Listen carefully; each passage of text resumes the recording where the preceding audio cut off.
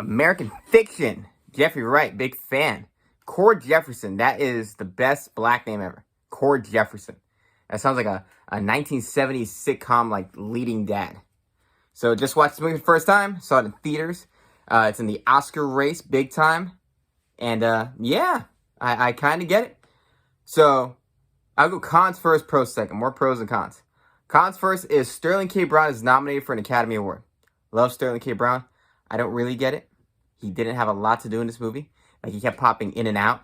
But I'm like, he didn't have that scene that was just like, that's an Academy Award nomination right there. He didn't really give a performance. I was like, this is better than other performances I've seen this year. So I'm like, I didn't get it. I didn't get it. I thought that the family drama in this was the least interesting part of it. It kept going a little over long. Not that it wasn't good. It just was not what I was most interested in, and it went too long. So I'm like, you could have made this movie an hour 40. Cut out like 20 minutes here and there. Every scene that goes on for like 10 minutes, cut out like 90 seconds of that scene of all the family stuff. The ending is dissatisfying to a degree. It's satisfying and dissatisfying. Like, oh my God, I'm choking. There's a scene at the climax of the film that I kind of wanted more to happen, and then it cuts to almost a fourth wall breaking meta scene where I was like, I kind of want to see that scene play out first, and then you go to that. Pros. I thought it was a great subject matter. Very interesting about, you know, as a minority person, listening to the pandering of Hollywood and entertainment and society nowadays by white guilted social justice wars is so just cringy and weird. It's like, it's nice. There's a degree in which you can operate. Too far to one side, you know, being racist. Too far from the other side is just being cringy and irritating. It's like Get Out. It's like from one interpretation of seeing the film for the first time, you think they're racist.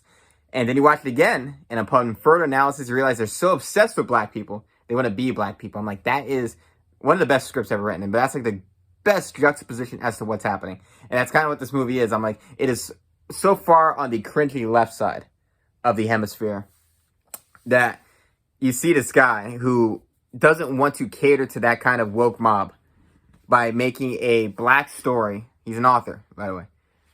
A black story that is derivative of every single Oscar baiting movie where it's about hood rat black people dealing with hood rat ass issues and all these stereotypes and shit like that. And he wants to make movies that have nothing to do with that.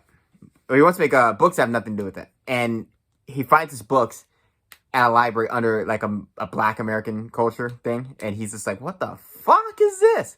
And I love that. I love that commentary. That's very anti-Hollywood.